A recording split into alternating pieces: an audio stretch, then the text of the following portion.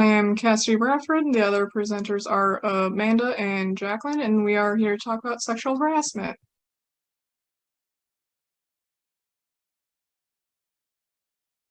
The definition of sexual harassment is that it is unlawful to harass a person or employee, just anyone in general, because of their sex.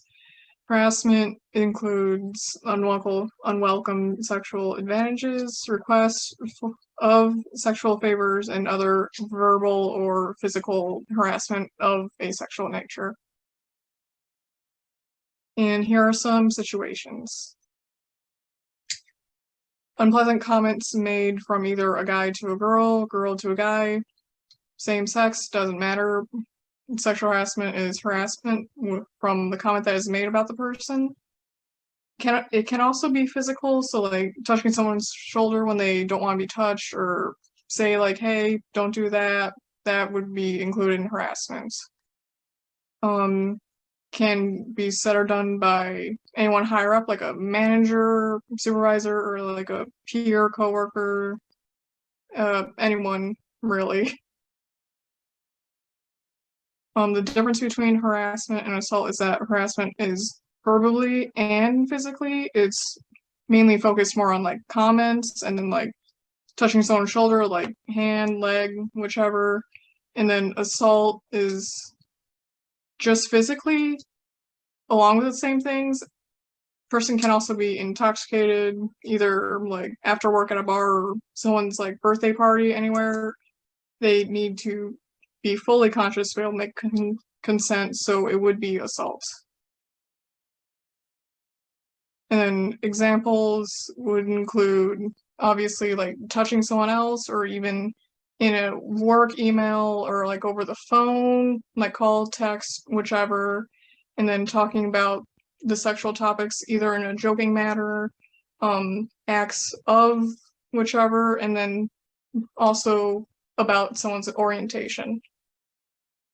And include in the workplace, promoting someone based on sexual favors they do for that person who may be or may not be higher up, and then feeling forced to do sexual acts either for that same reason, or just feeling pressured by someone that you are with to do that even though you do not need to. And here is Amanda.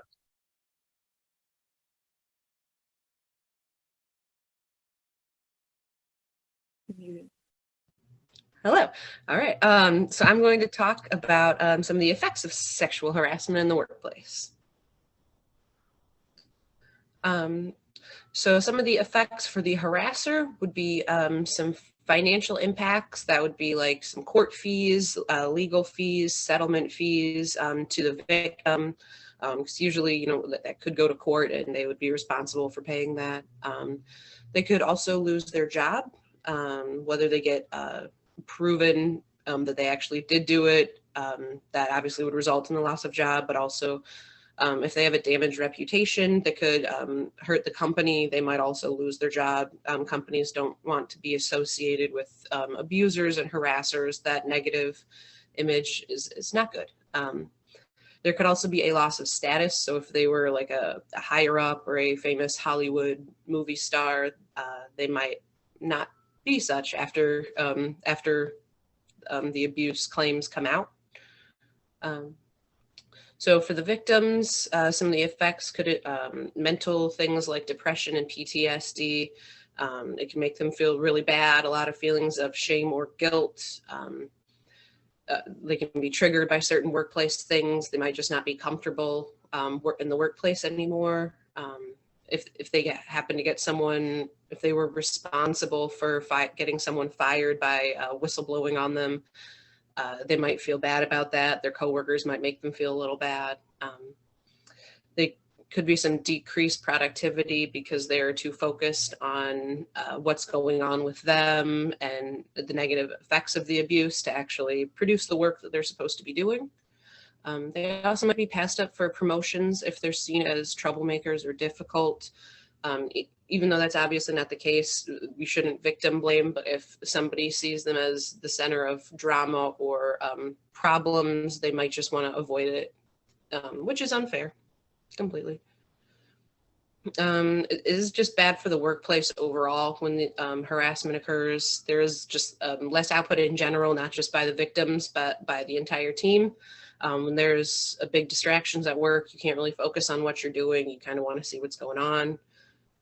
The financial losses from legal fees, so maybe not just the harasser paying, but companies might be responsible for paying settlement fees, which can cost a lot of money.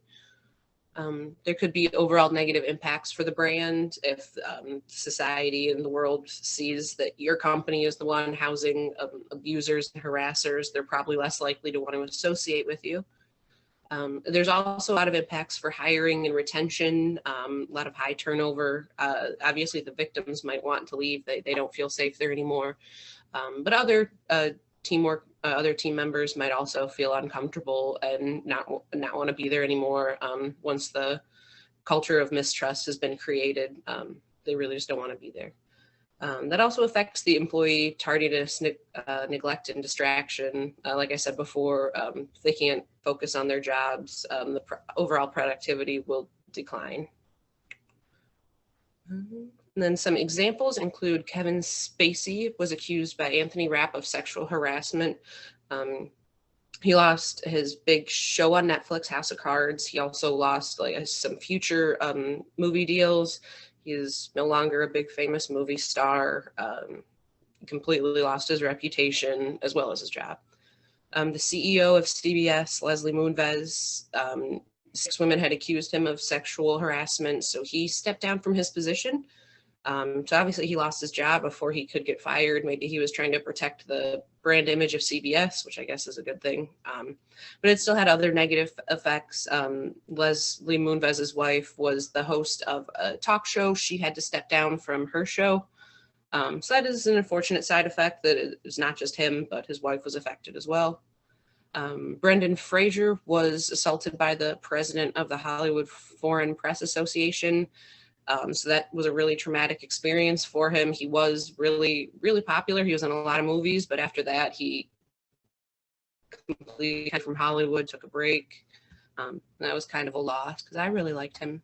But with that, I'll hand it off to let's talk about the corporate social responsibility involved with sexual harassment.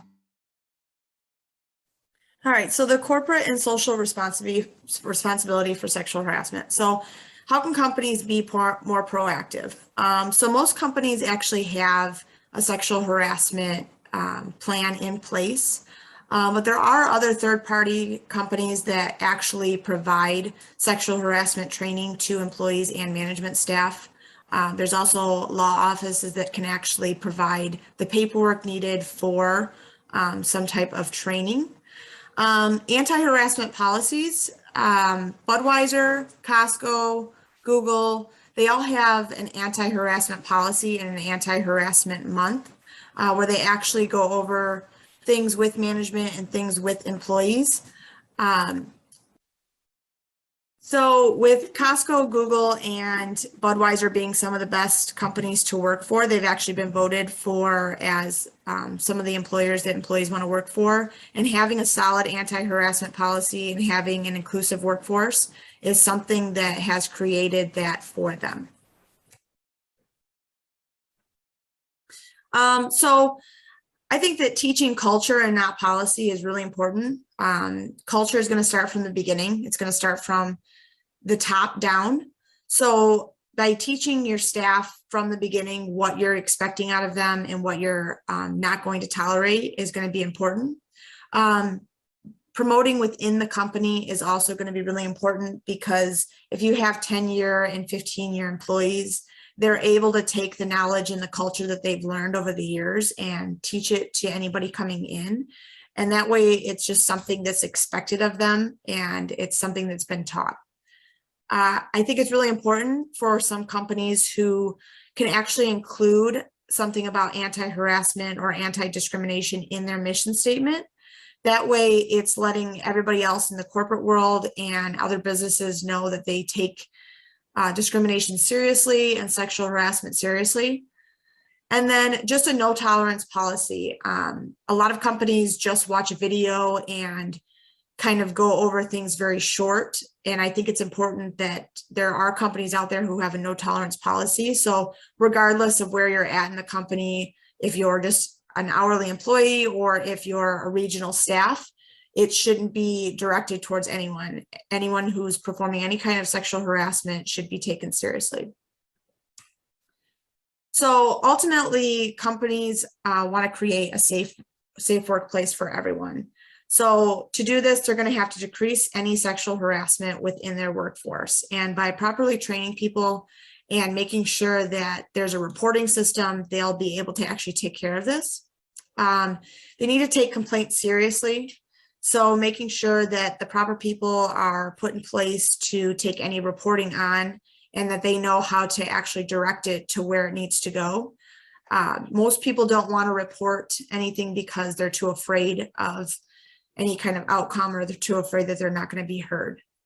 And then just how to handle reporting. So making sure that you have an HR department that's actually equipped to answer any questions or be able to pass it off to someone else. And then a lot of people just don't report if they see it or if they have had it happen, because they don't want to be retaliated against. And kind of like Cassidy said, and Amanda, like anything that happens in the workforce, you don't want to have it kind of come back at you. So you don't want to be looked over for a promotion or anything like that. And then sexual harassment can take on many forms, be it physical and mental. It can affect mainly the victim, and it can also have some long-lasting effects for them, including the PTSD and the depression. And then it really does impact everyone in the workforce. So anybody who sees it could be a loss of jobs for other people. It could be a loss of jobs for anybody who was involved, and it could just overall affect morale within the company. And then it can be prevented if companies actually train their staff properly and looked for the telltale signs and reviewed with management staff, constantly about how they can promote an anti-harassment workplace. And then it can be a thing of the past. Companies really just need to work together to make sure that sexual harassment is not something that really needs to be talked about, but it needs to be fixed. So in conclusion, with Cassidy and Amanda, I do believe that hopefully we'll be the driving force for the next anti-harassment campaign. Thank you.